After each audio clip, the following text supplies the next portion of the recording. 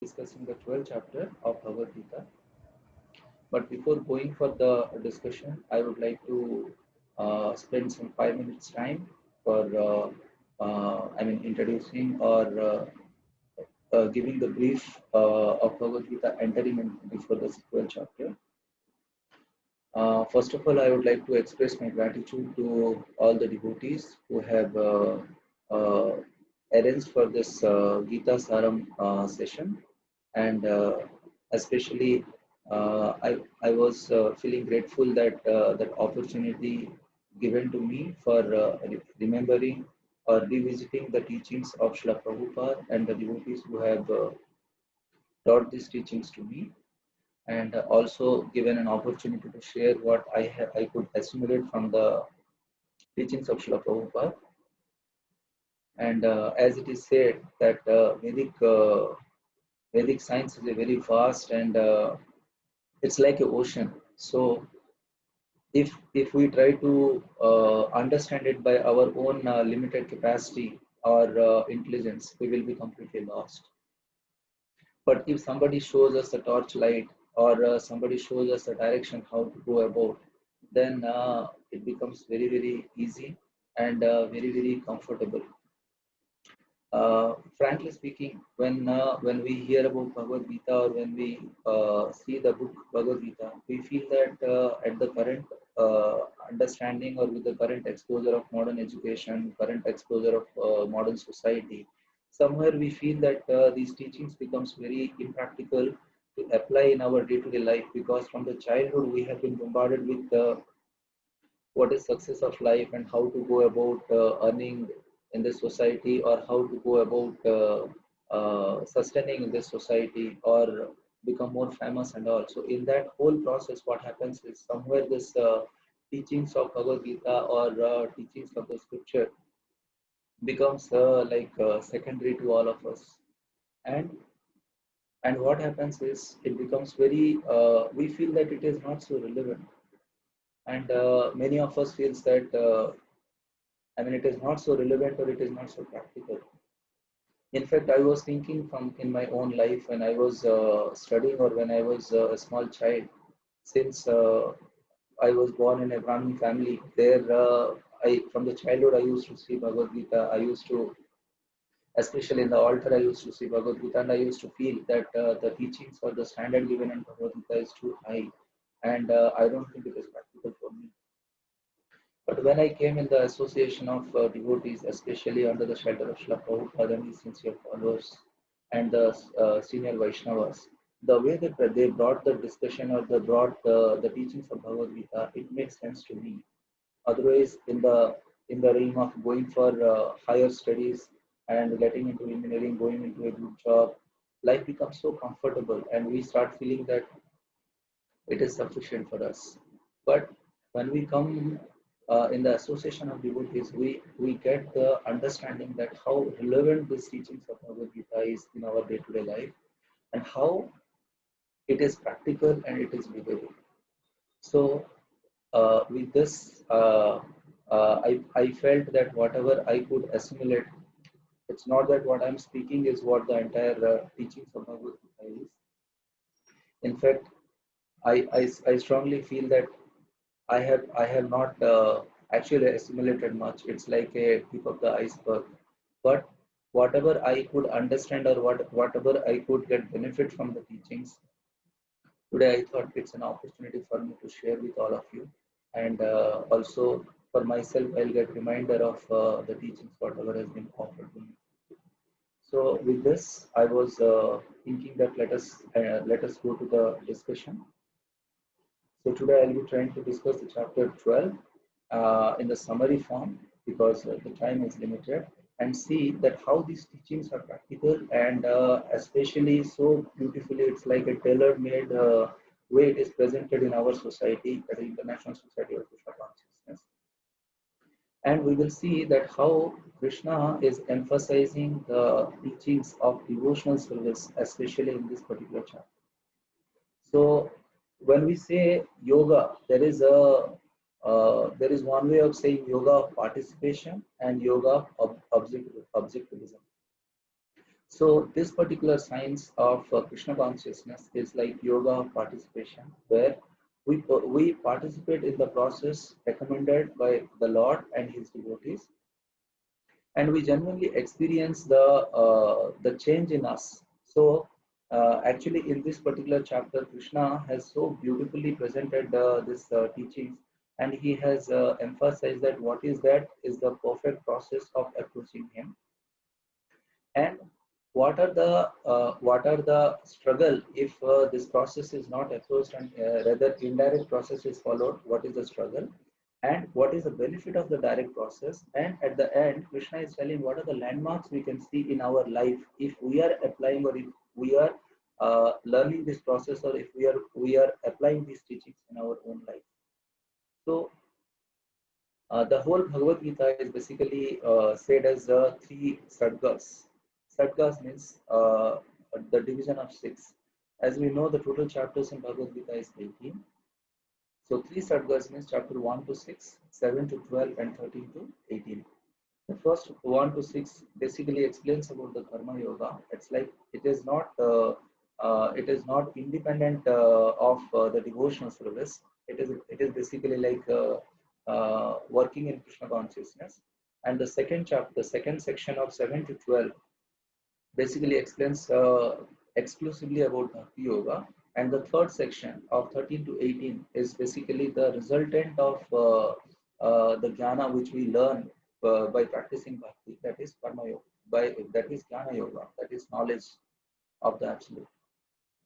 So, as it is said that the most important part is preserved in the middle.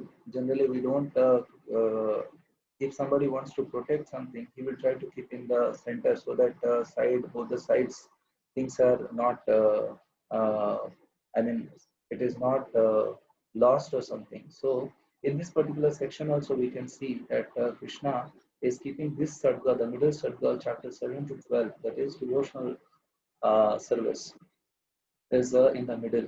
And especially the essence of this devotional service is presented at the end of the sadgas, that is like in any of the literature, whether it is a material study or a spiritual study, the essence, like the summary form, is presented at the end, where it is given that what is that Bhakti Yoga, and that this chapter itself is Bhakti Yoga, and the Sadka itself is Bhakti Yoga. That shows how important this particular aspect is.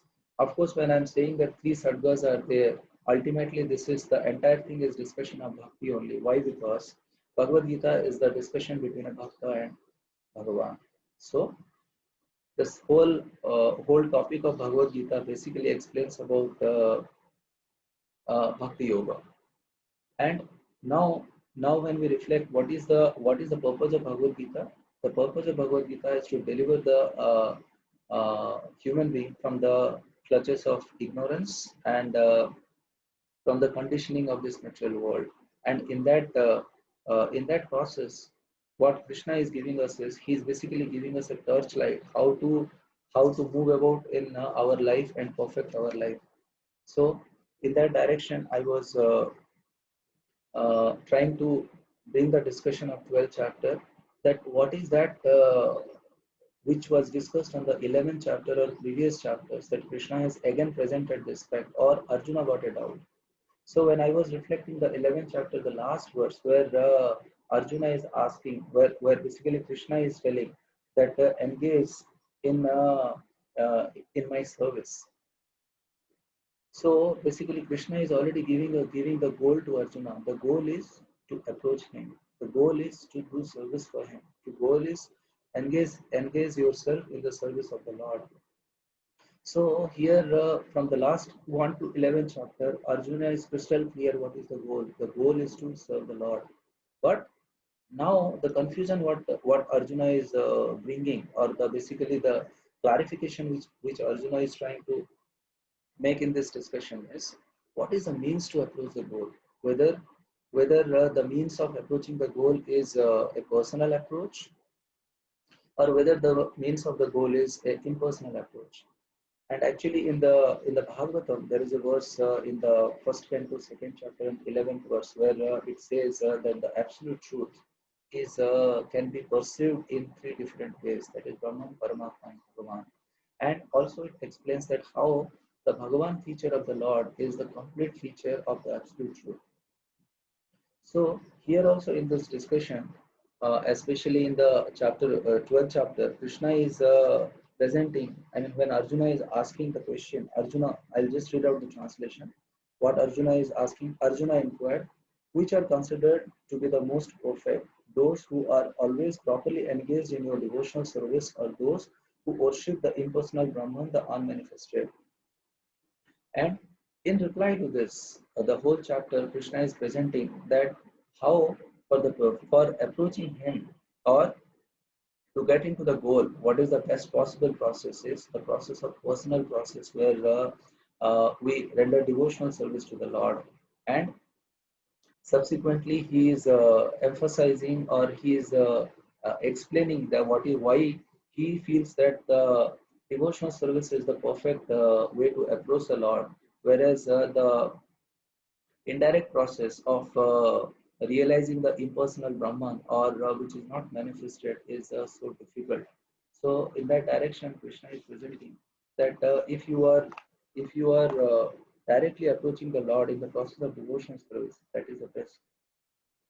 So here also we can see that Prabhupada also mentions very beautifully that how the impersonal approach is always troublesome.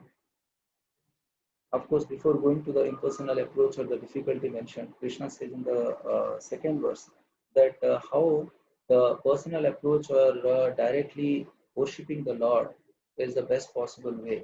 Now let us see why Krishna is saying that this approach of indirectly going to the Lord through worshipping the Brahman or realizing the Brahman or unmanifest is a difficult task.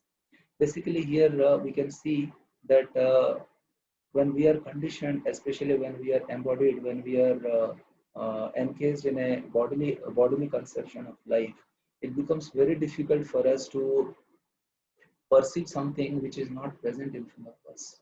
Like for simple example, I'll give now in the discussion of Zoom discussion when all of us are present here. This discussion is not so appealing to us as against if all of you coming personal to the temple, present in the discussion, and when we reciprocate with each other, when we discuss with each other, when we see each other and hear from each other in a physical presence, that gives more pleasant experience than the Zoom experience.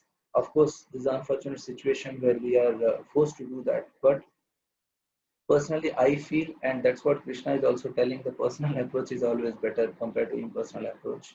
So, what is the difficulty then? The first difficulty is we are habituated uh, like a person and dealing personally. And suddenly, when somebody says that you have to just meditate on something which is not having any form, which is formless, just meditate on the dot or just meditate on something which is formless, it becomes very difficult because we are habituated to see the physical forms. So that is the reason, that is the first thing which makes the process very struggle, very strenuous and very struggling. And the second process what Krishna is telling here is one has to restrain the senses. One has to restrain the senses artificially. One side there is no engagement. One side there is no proper clarity that how to utilize the senses, and another side you have to restrain the senses. It's like artificially creating a pressure cooker type situation where you don't know what to do. You know that you have to restrain the senses. It becomes very difficult. And another aspect why Krishna is telling here it is very difficult is the presentation in the form of scriptures becomes very difficult. Like how many of us feels so comfortable to keep on reciting the Sanskrit and all, because from the childhood in the modern society Sanskrit is not so useful because it doesn't generate money for us, or it doesn't help us in our occupation, in our office work and all these things. So generally we tend to neglect this particular aspect of understanding the teachings. And moreover, the since we are not accustomed to the language of Sanskrit, since we are not accustomed to the slokas and all, it becomes very difficult to comprehend what exactly it is saying. Another way of saying it, like I'm not saying that what is mentioned in the scripture is not useful. Just like a small example I'll give, like a medicine store. In the medical store, all the medicines must be useful, no doubt about it. But what is that medicine which is relevant for me? What is the medicine which is required for me? How we will understand? We cannot go just like that. Oh, everything is useful in the medicine store, so I will just go open a medicine and just put it in my mouth. That will not be helpful for me. So there is a particular medicine which is required for us when we are in a materially diseased condition. In the same way, when we are in a spiritually diseased condition, because we don't have the exposure to these literatures from the childhood, or the language which is mentioned in the literature are very, very difficult to understand.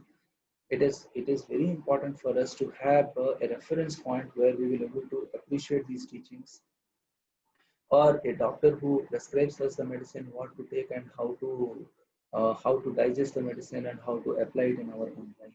So the third difficulty, as I was sharing, the first difficulty, as I was telling, is we are embodied, and when we are in the bodily conception of life, and when we are in the bodily conception of life, what happens is perceiving the unmanifested personality becomes very difficult.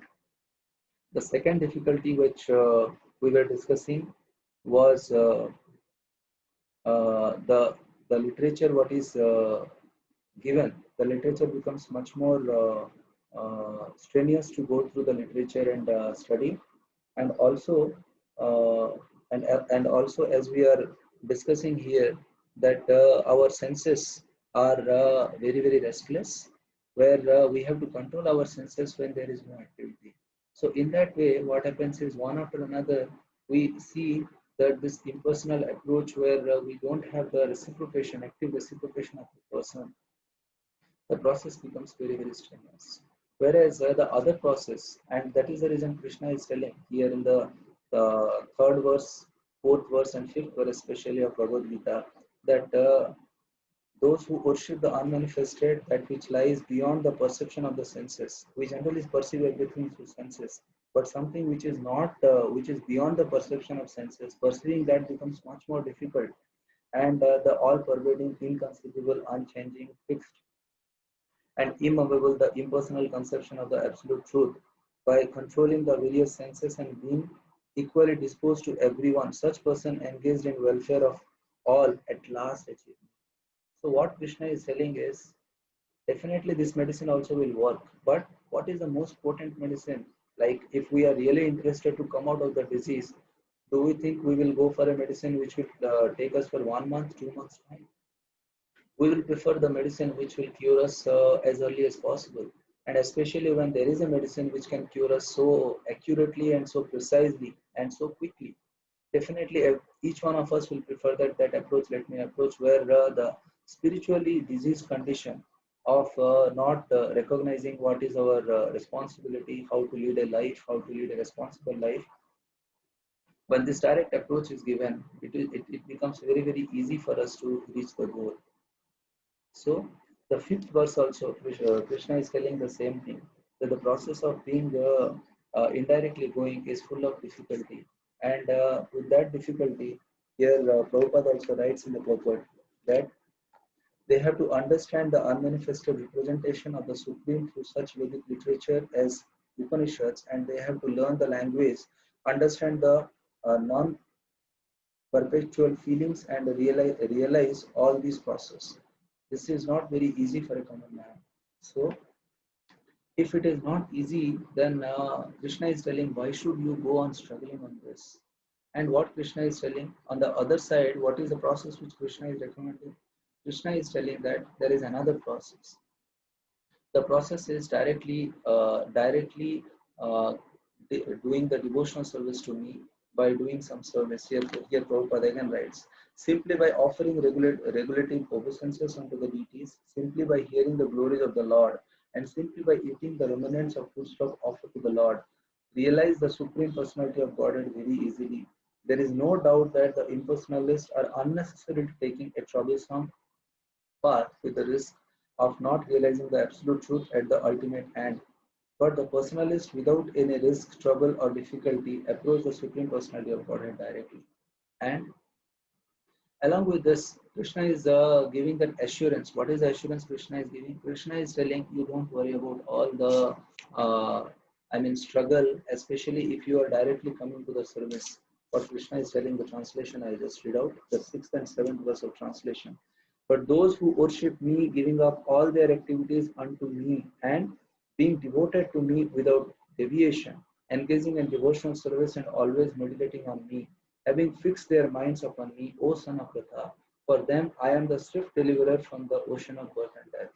So what Krishna is telling, Krishna is reassuring that you don't worry. Once you engage in the devotional service as recommended by me, the rest of the things I will take care. So I was just remembering one principle, one philosophy, what is said that how the monkey cares for the, there is something called monkey and there is something called kitten approach. The monkey, the child monkey will try to hold the mother and try to move, whereas the kitten, the mother cat will hold the child and go. The first approach where the child is holding the parents is little shaky because the child may fall down because he doesn't have that much strength.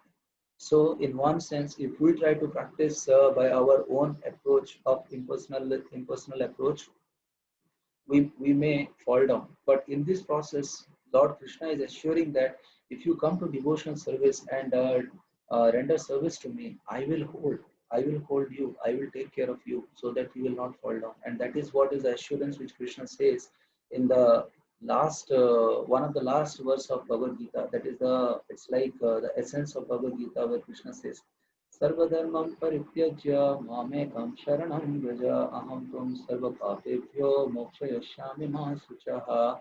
And Krishna is telling there is no need for one to consider the sinful action of his past life because the Supreme Lord fully takes charge of him. Therefore, one should not fertilely try to deliver himself in spiritual realization. Let everyone take shelter of the Supreme Omnipotent God and Krishna. This is the highest perfection of life. So, again and again, Krishna is emphasizing in this particular chapter or any chapter of Bhagavad Gita that this devotional approach to the Lord is what is perfect. And what is the means? As I already told till 11th chapter, the goal what Krishna is telling is serve me. But again here, Arjuna is inquiring what is the means to serve you, my dear Lord. Then Krishna is telling the means to serve me is direct approach, where you engage in my service. You do hearing, you do chanting, you do shravana, you do worship of me. There are nine processes by which the devotional service can be practiced. So in that way, Krishna is telling one after another, one after another, how to participate in devotional service. And henceforth, like as I told from third verse to fifth verse, Krishna is telling the difficulties and impersonalist undergo while realizing the absolute truth. And sixth and seventh verses, Krishna is giving the assurance that what is the benefit of going in a direct approach. And now, from 8th verse to 12th verse, Krishna is also emphasizing that there are different level in which we can practice this or we can realize this. Actually, I was really appreciating that how practical or how compassionate Krishna is. That Krishna is not telling devotional service means leave everything, just come to the temple, leave your occupational duty, leave your household things. It's like in earlier days we used to hear that somebody goes to the Himalaya and just sit and meditate. That approach Krishna is not advocating in Bhagavad Gita, and that is what really I feel that so practical. These teachings are so practical. Why? Because it is not making us to leave anything and go. It's not that somebody is telling, okay, if you want to realize Bhagavad Gita, if you want to do service to Krishna, leave everything and just come to temple. Then in that case, what will happen is all of us will become fearful. As I was telling from the childhood, when these teachings are not properly presented, or when I only heard about Bhagavad Gita just briefly from not from reliable sources or not from authorized sources. Fear used to be there that what is this? Bhagavad Gita means if we have to approach God, we have to leave everything. Krishna is not telling that. Krishna is not a practical person. Krishna is the most compassionate person. So he is not giving only one method that how to come to him. He is giving series of processes that, my dear Arjuna, the best process is to meditate my personal form and always be with me. And like, just fix your mind. It's the eighth verse. I'm reading the translation. Just fix your mind upon me, the supreme personality of Godhead, and engage all your infusions in me. Thus you will live in me always without a doubt. So Krishna is telling the best process is you directly come to me. But again, Krishna is telling that this may not be practical for everybody. Generally, hearing only this section, we get fearful that, oh, I have to leave everything to practice Krishna consciousness, or I have to give up something while practicing Krishna consciousness or realizing the Lord. But Lord is telling this is not the end, this is the beginning. The Lord is telling the best process of approaching me is always meditate on me and always be with me. But also Krishna knows that it is not so easy for us. Like as I was telling, the impersonal approach where our senses are not so controlled, and we have so many desires because from the past uh, childhood till youth or till old age, we have been habituated with a particular type of lifestyle where giving up everything in one go and coming to Krishna's meditating on the Lord becomes very difficult because our mind is very flickering. We can try just trying to meditate for 5 minutes and all the thoughts will come. What is there in the office? What is my assignment? What to cook? What to serve? How to send the child to the school? And one after another, the series of things are there. So Krishna is telling that the best process is to meditate on me, on my personal form, and do render service continuously to me. But if one is not able to do that, what is the next course of action? Krishna is telling, if it is not possible for you to always meditate or always remember me, the best process is practice it. As it is said, no, that practice makes a man perfect. So the next thing Krishna is telling is, if you are not able to meditate on me always, practice to meditate on me. And what is the practice? I really feel that on this particular aspect, the kind of platform which La Prabhupada has offered to each one of us, or the International Society for Krishna Consciousness, where devotees are presenting to us, is this, where even if it is not so easy for us to directly approach the Lord or meditate on the Lord, we have a platform where we can gradually come to that platform. And as I told, it is not that we have to give up our occupation or we have to leave everything and do while continuing our occupational duties. Like each one of us are working in this world in some capacity. Somebody may be a doctor, somebody may be a scientist, somebody may be a housewife. And in that capacity also, while staying in that capacity, how to remember the Lord or how to practice that slowly will come to that understanding that yes, I will able to spend more time remembering the Lord. So that particular aspect here is mentioned. Actually, there is a verse in the Bhagavatam. Basically, it's a Chaitanya Charitamrita verse where it is said that Nitya Siddha Krishna Prema Sadhike Vinay Shravanadi Suddha Chitte Karaya Udaya. It is said that this love for the Lord or the attachment to the Lord is dormant in each one of our life, because with so many engagements, with so many teachings, whatever has gone through from the childhood, we have forgotten that I have a relationship with the Lord. Like many times, it is also said that before the birth, we didn't know who our father is, who our mother is. But it is said in the scripture that at that time we knew one person, and that person is the Lord, who, who, who with whom we have the relationship. That's the reason it is said that a living entity is a part and parcel of the Lord. But once we come to this world, once we get exposed to the different attraction of this world, we forget it.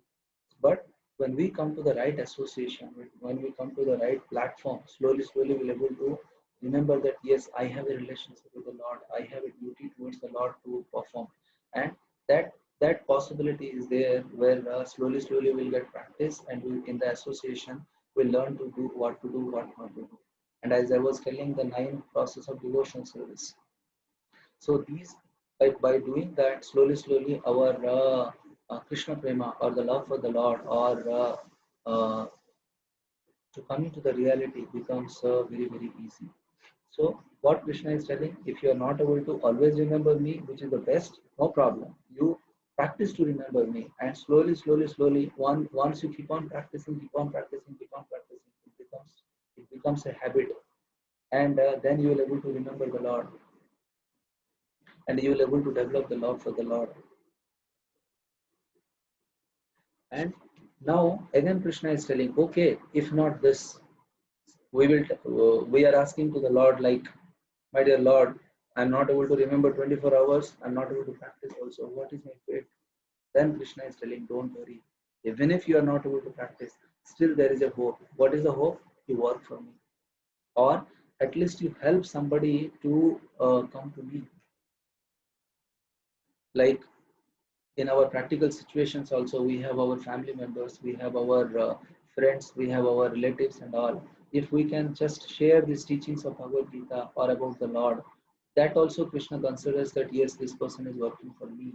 And Prabhupada here also writes that for any establishment to propagate Krishna consciousness, some kind of assistance are also required. And if we are not able to practice by our own, like if we are not able to practice, at least we will tell our child, my dear child, you go and practice, because I am so much busy in my own engagement. If I am not able to do, at least you do and practice Krishna consciousness, or some kind of charity to the Lord, or devotees who are already representing this Krishna consciousness, or bringing the teachings of the Lord, or bringing the Lord closer to us by assisting them.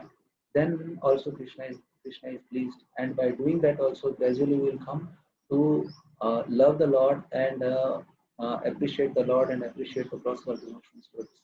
But as it is said, this is a bit inferior compared to directly getting involved in doing the service or practicing it. Now somebody says that if I'm not able to do this also, I'm not able to directly do some service to the Lord, what is next? Then Krishna is telling, no problem, still I'm not giving you up. I'm still, there is hope. What is the hope? At least do some charity. It is Prabhupada is saying, it is advised that he sacrificed the accumulated result of his activities to some good cause. What is a good cause? Like many people does annadana, many people does hospital, charity, and all these things. So Krishna is telling, by doing that, what will happen? That by doing that, our selfish mentality will reduce, and we will become more and more open-hearted, broad-hearted, and we will able to accommodate others. And by doing service to others, we will give them an opportunity that gradually they will also able to appreciate the Lord for what they are receiving in their life. So Krishna is telling that if you are not able to directly work for me, okay, you do some charity, you do some service, you do some dana, and by doing that, gradually you will able to realize me. But these processes, as I told, there is a very sharp approach and there is a gradual approach. The sharp approach, what Krishna has told, is always remember me, or practice remembering me. But if we are not able to do, then gradually we will able to come or realize the Lord. And the gradual process is work for the Lord, or if that is not possible, do some charity. By the charity, you will able to gradually realize the Lord. Now somebody says, my dear Lord, I am so dull-headed, I cannot do that also. What is the other, what is my fate? Then Krishna is telling, no problem. Even if you are not able to do, I was just realizing what the feeling, that the compassion of the Lord, that He is giving multiple platforms for us to come to Him. He is not giving us up. He is not telling that you people don't come to me. He is telling one after another, different platform he is providing to us. And here what he is saying, no problem. If you are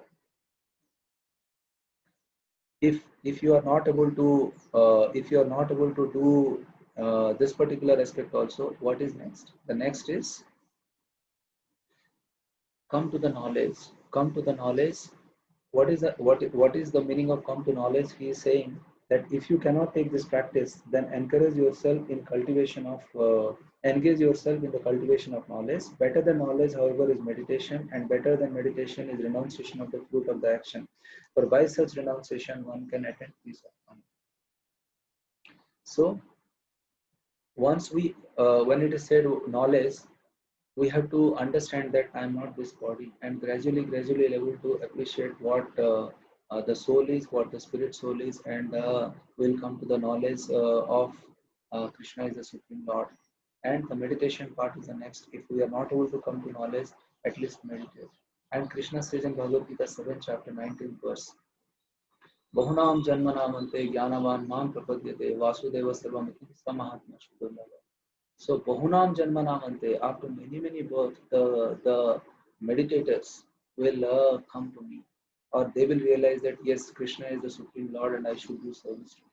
So this is the last or least discount Krishna has given, saying that you at least come to this meditation, because, and that is what exactly from the beginning Krishna is telling. But the first place where Arjuna is asking the impersonal meditation, and this meditation is different. Here Krishna is telling, meditate on my personal form, and slowly, if you are fortunate, you will able to come to the Lord or come to the devotees and gradually understand the Lord. So as I told, 8th, 9th, 10th, 11th, 12th, there are multiple options Krishna has given us. And now somebody may ask a question that what is that I will gain, or how do I understand that practicing Bhakti Yoga, I will understand that I'm really practicing the Bhakti Yoga or the devotional service recommended by the Lord. Krishna is telling the resultant will be the qualities which are mentioned in this last part of the verses, like 13 verse to 20 verse. Krishna is telling, by the landmark for of practicing this Krishna consciousness is that one will develop wonderful qualities, and these qualities, the person who has this quality are very dear to me. So these are the corollaries of the practice of Krishna consciousness. That each one of us wants to be non-envious. Each one of us wants not to find fault with others. Each one of us wants to be friendly to others, but that doesn't happen. And always we see that this envy, lust, greed, anger is what always hold us so strongly. So Krishna is telling, if you come to the worship of mind or the direct devotional service, gradually, all these wonderful quality will also come to you, and you will become a perfect gentleman. So as I was sharing from the beginning, that this process of Krishna consciousness makes us more and more practical, more and more wonderful charactered person, and that is what in fact I saw the practicality of this process of Krishna consciousness, where each one of us can become a better person in our life, and lead a life with more and more satisfied knowledge and satisfied understanding, and will be more and more peaceful.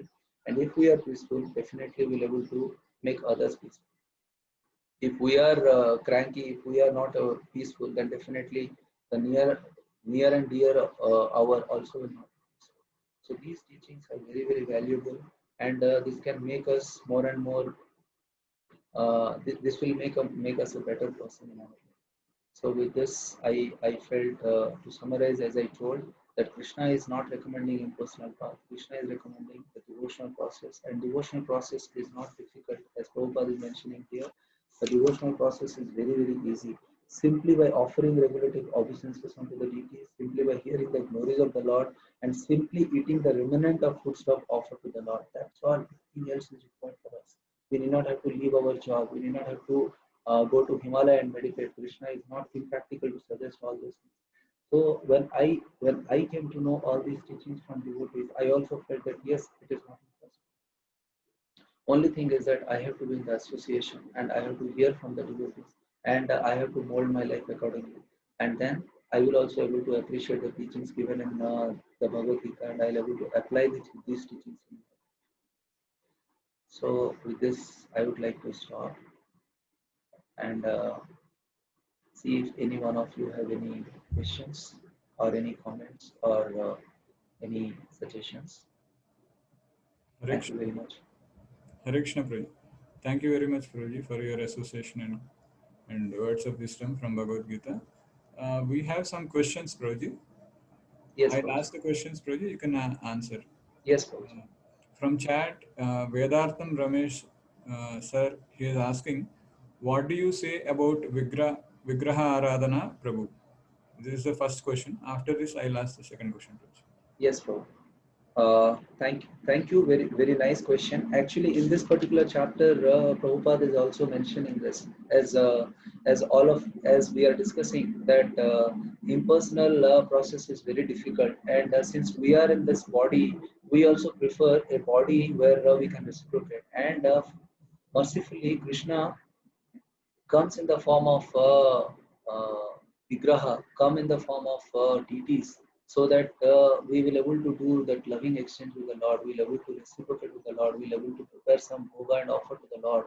So this is very much recommended in the scripture, and especially in our process of Krishna consciousness also, that mercifully Krishna has taken this vigraha form so that since we are embodied, we will able to appreciate the process and uh, perfect our life or move forward in Krishna in relating to the Lord or loving the Lord more and more.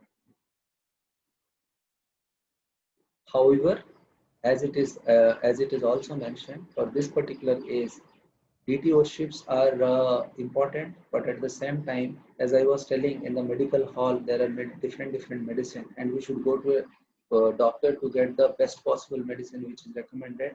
It is said in the scripture that in this particular age, especially in the Kali Yuga, that particular verse says in the Bhagavatam, is actually in the Bhagavatam 12th canto, there is a particular verse which says that Kritya Dhyayata Vishnu कृत्या यजते मुखः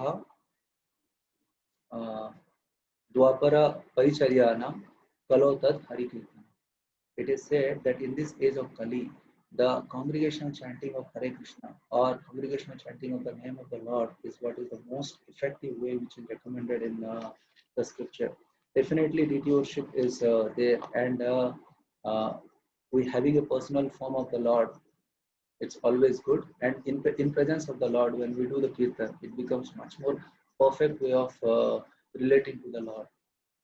I hope that answers your question, Prabhu. Thank you, Prabhuji. Prabhuji, he's asking the question, can you please explain about Aham Brahmasmi? Okay.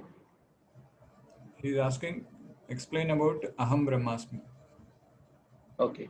So Aham Brahmasmi means I am a spirit soul, or I am the part and parcel of the Lord.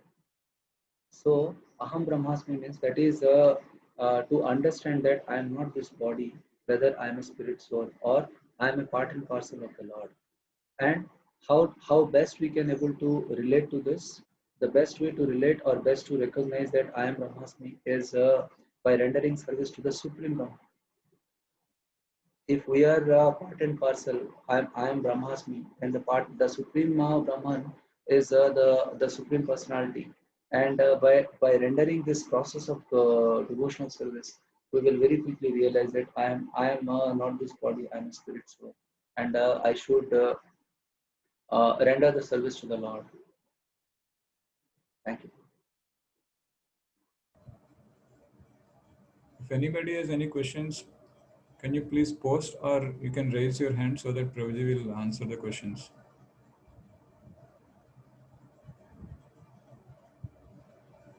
Avanti, Hare Krishna. Avanti ma'am, I am unmuting madam. You can Okay. ask. Hare Krishna.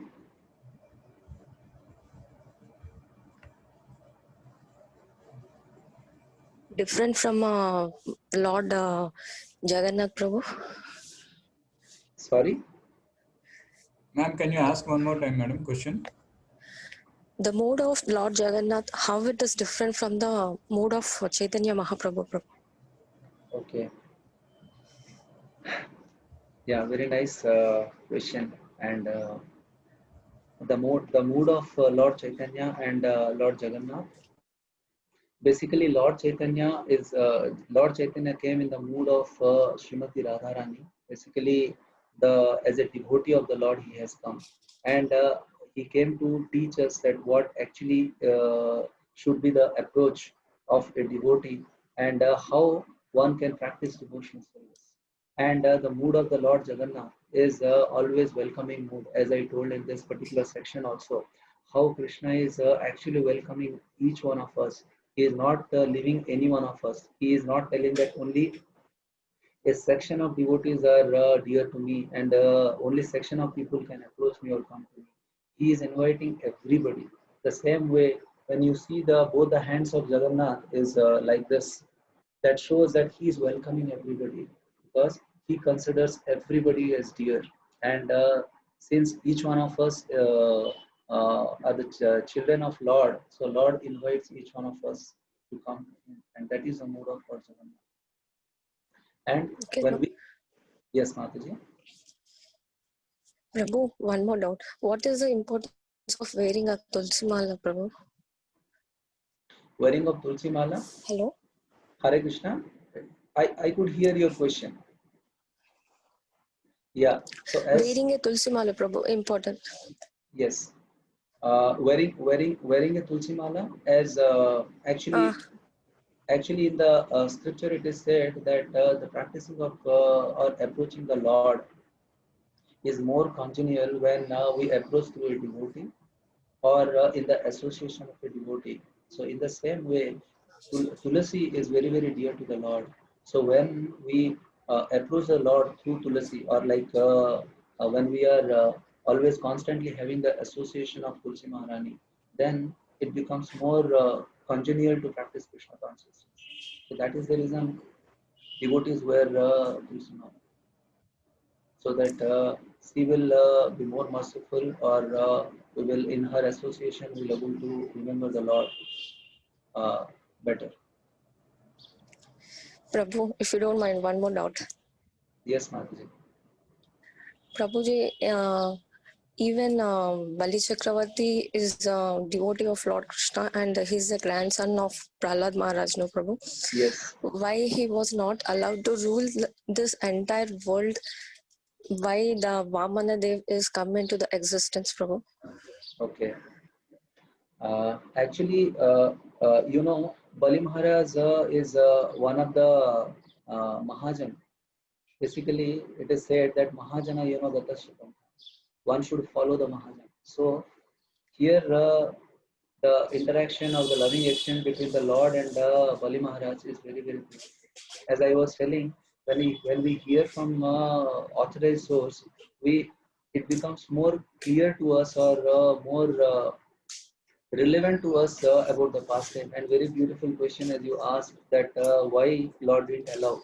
In fact, the real understanding of this is actually Lord wants his devotees to go everywhere, and especially those who are very qualified. The Lord sends him to much difficult place, like Lord sent Srila Prabhupada to this world, where and Lord sent Prabhupada to America, where he has to go to America and he has to preach to those very people who doesn't know what Krishna consciousness is. So in the same way, Lord sent Bali Maharaj to uh, uh, I mean, it is said that he has gone to Patala Loka, means to down the earth, where much more degraded people are there, where being a devotee he will able to make them appreciate Krishna. And one more beautiful thing in this, Bali Maharaj, it's not that Bali Maharaj has sent him.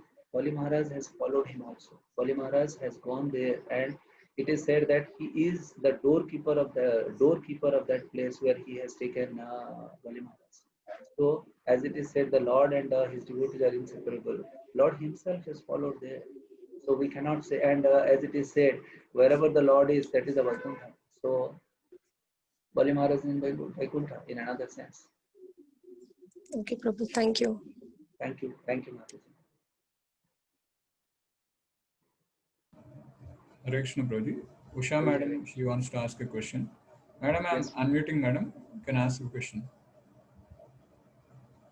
Thank you. Hare Krishna Prabhuji. Hare Krishna Mataji. Since since this chapter allows and then mentions that one can also worship and start with worship of idol Vigraharadhana kind of stuff. Right? I mean, most often we do hear people saying bhakti has to be in the heart, it doesn't have to be to Vigraha, or it doesn't have to be on the rituals. Simple thing like bathing. Um, it's not elaborate rituals. I only say simple thing like bathing or a simple prayer every morning. I mean, what do you think can our answer be, having known and understood Krishna consciousness?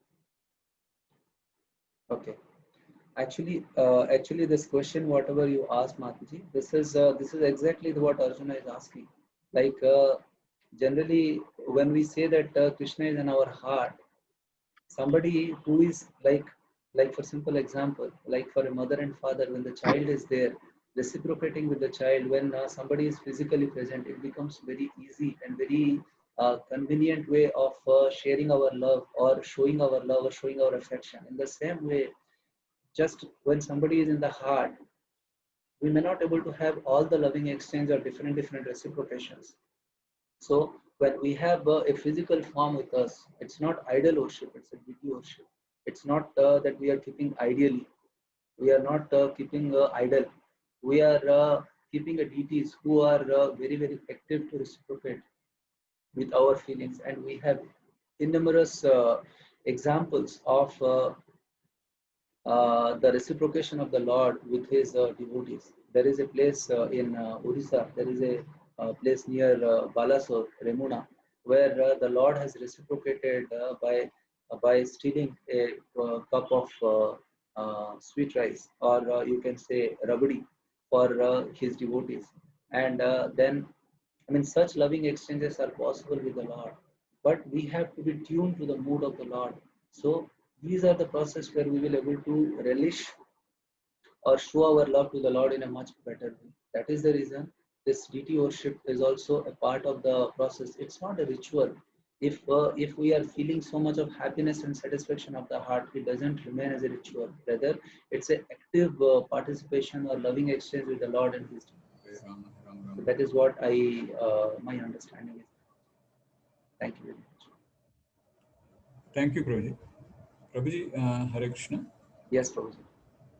Chintamani Sahani, he is asking a question. Can we install DT in our house and do the puja, considering this current situation?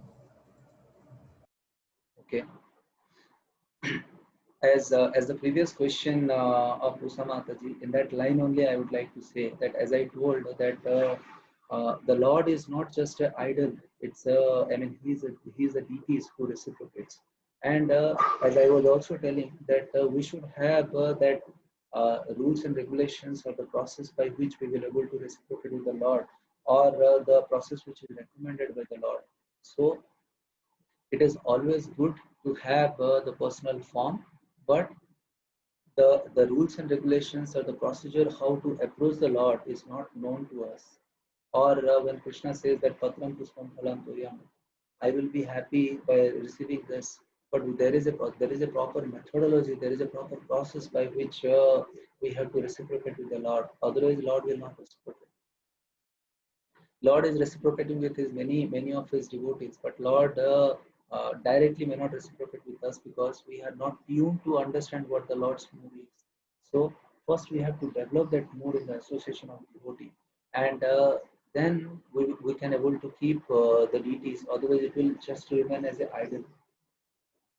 So my feeling, Prabhu, is it's always better to come to the association of devotees and then understand the rules and regulations, what is recommended and what are the way the Lord likes to be worshipped, or that process is should be known before just bringing a deities into the house. This is my personal understanding. Thank you. Hare Krishna. Thank you, Prabhuji. One Mataji, she is asking a question. Yes, Prabhu.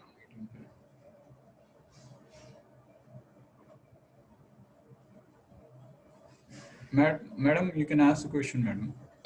Yes, sir. Sir, my doubt is like generation after generation, we have been raised in a society where what you call as demigods, like Shiva, the ultimate. So we have Okay. been raised in this process, Yes. doing puja, our customs, our culture. Now this is like a new concept that we are exposed to Krishna consciousness. Okay. So we are people who are most of us are used to this, and we come to a point where we get really confused, like how to whether to follow with our own custom and move on, or take that step and move on. What is the justification that we can do to whatever process we have been following, or how to proceed to this new concept? Okay. Very nice question, Mataji. Thank you. Uh, yeah, actually, each one of us, even when I was in the childhood, also the same process of demigod worship and approaching Lord Ganesh, or approaching different Lord was there, and all of us did. But as it is said that if you are following a particular process or a particular path, but if some better path is proposed to us or offered to us, where as I was sharing the indirect process and direct process, when a better path is approached where we can visibly see the result of this process is directly coming to the Lord or realizing the Lord, then when something better is proposed to us or offered to us, definitely we'll feel that I should catch hold of that process. I'm not saying that demigod worship is bad, or demigod worship is not good. Actually, there is a section of scripture where demigod worship is mentioned, but we should also understand, as I told the same example I'll give again about the medicine store and medicine. When for different patient, a different type of medicine is given, and there is some medicines which will have a gradual effect, and some medicine will have very quick effect. And here Krishna in Bhagavad Gita also, in the 7th chapter, he says that demigod worship is not the best process of approaching me. Ultimately, Krishna or the Supreme Lord has to be approached, and all these demigods are the assisting personality to the Lord. So when we can able to approach the Lord directly, that is a better approach where we will able to realize the truth more quickly.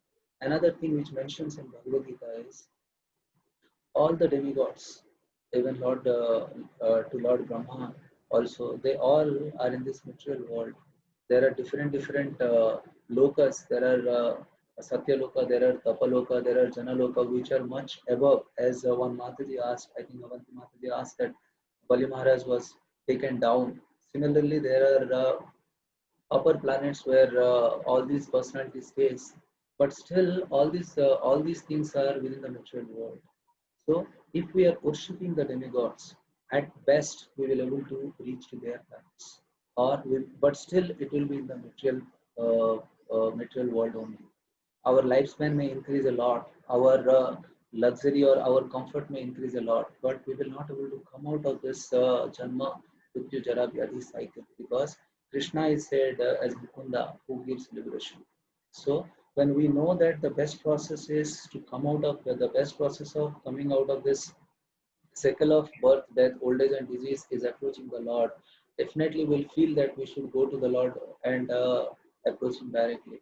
In that sense, I am saying that when somebody is presenting a better process of approaching the Lord, definitely wholeheartedly will hold on to it. But it's not that we are offending any demigod or we are rejecting any demigod. We are giving the due respect because they are doing their service to the Lord, which I am not able to do at my place. So definitely they are glorious. But even the demigods are also, if we are really sincere to know what is the best possible thing, the demigods also will direct us towards the Lord only. But as I told, it is an indirect process. The direct process is going to the Lord.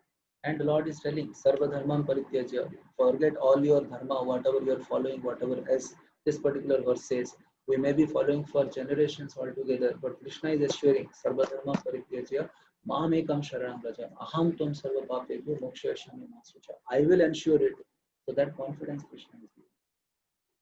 So it's not that we are offending any demigod. There is a very nice pastime of Indra with Vrindavan, where the Govardhan hill was worshipped, where Krishna says that Indra Puja is not necessary. You please worship Govardhan hill, who is the personality himself, Krishna himself.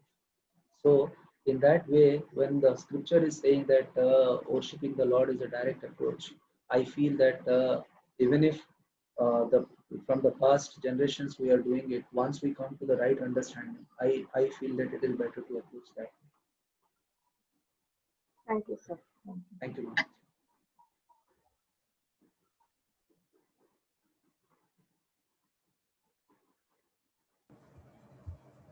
Hare Krishna, Prabhuji.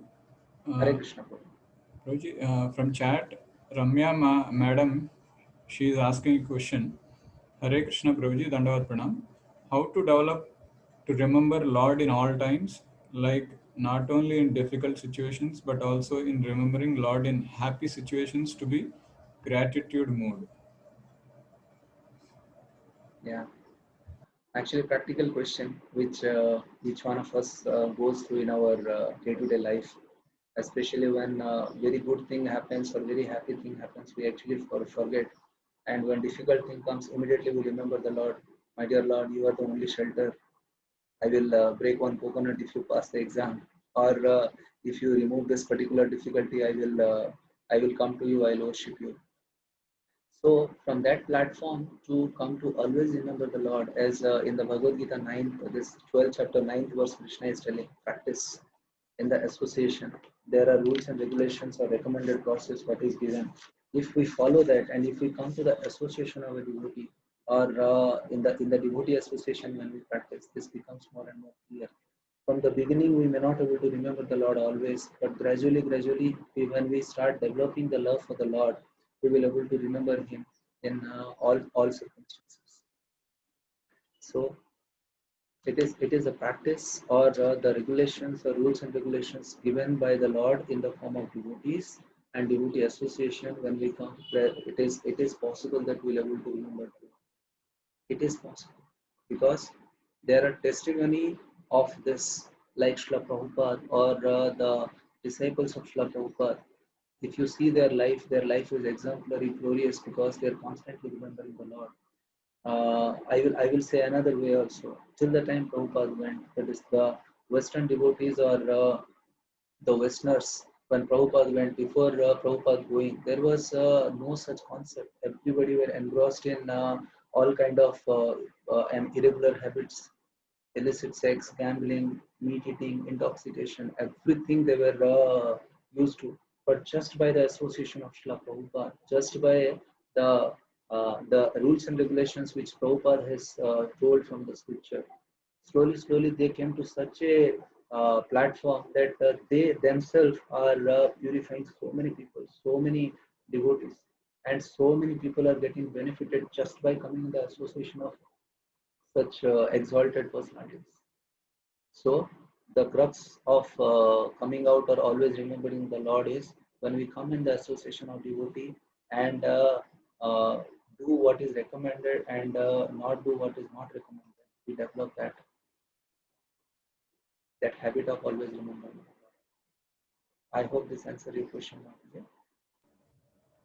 Hare Krishna, Prabhuji. Thank you, Prabhuji. We have one more question, Prabhuji, in chat. Preeti madam, she is asking, Hare Krishna, Guruji, the worship of demigods is ingrained in us.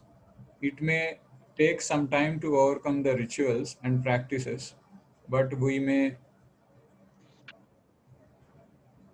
Yes, Prabhuji. The question was not fully asked it since, but we may just proceed. Yes, Prabhuji. Yeah.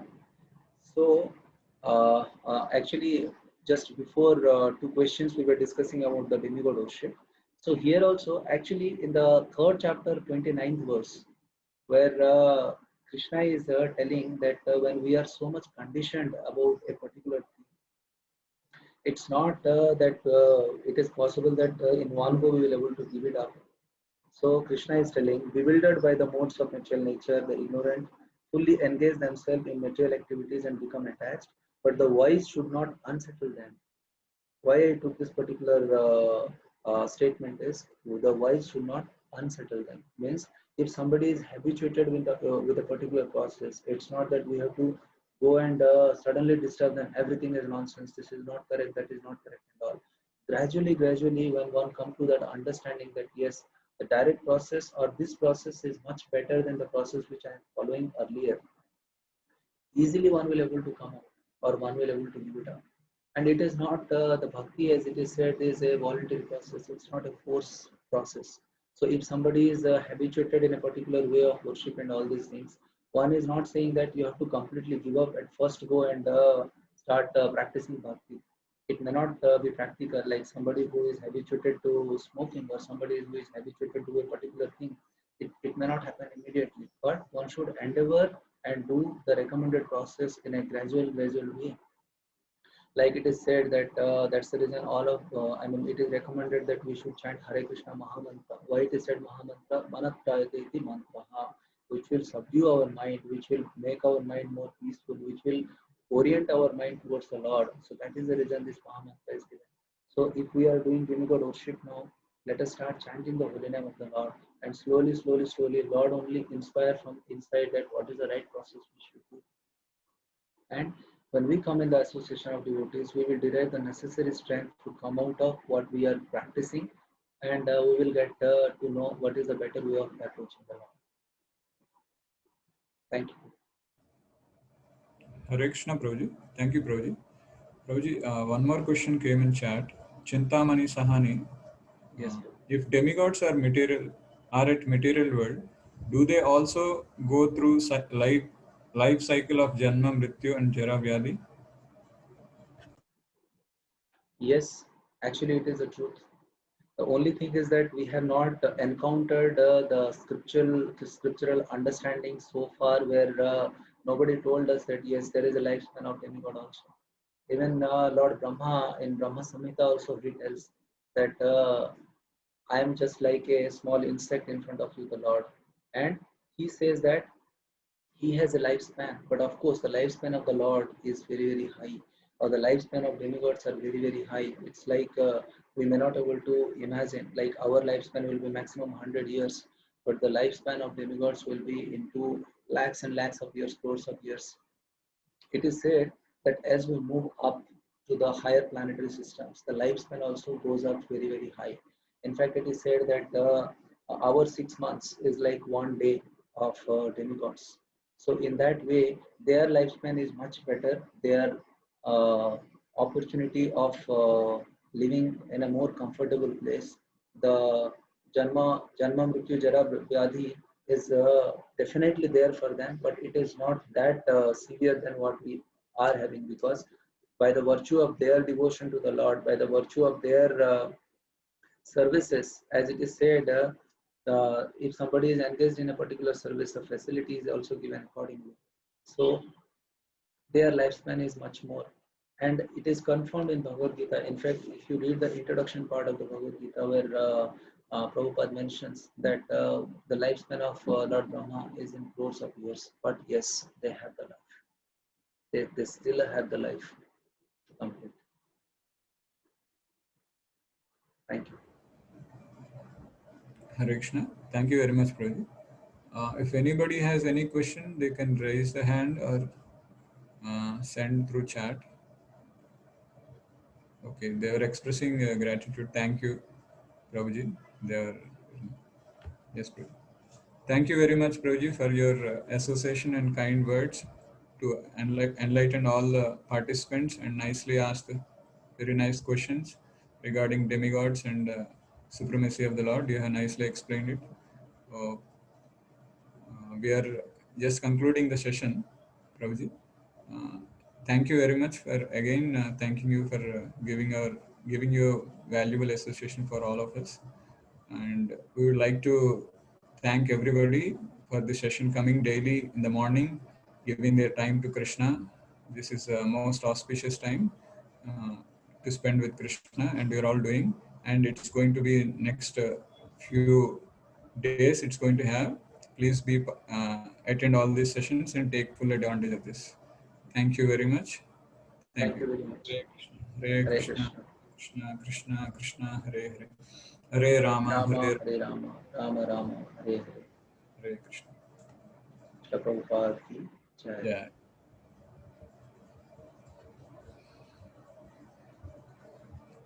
Raj Bhagavad Gita ki jai.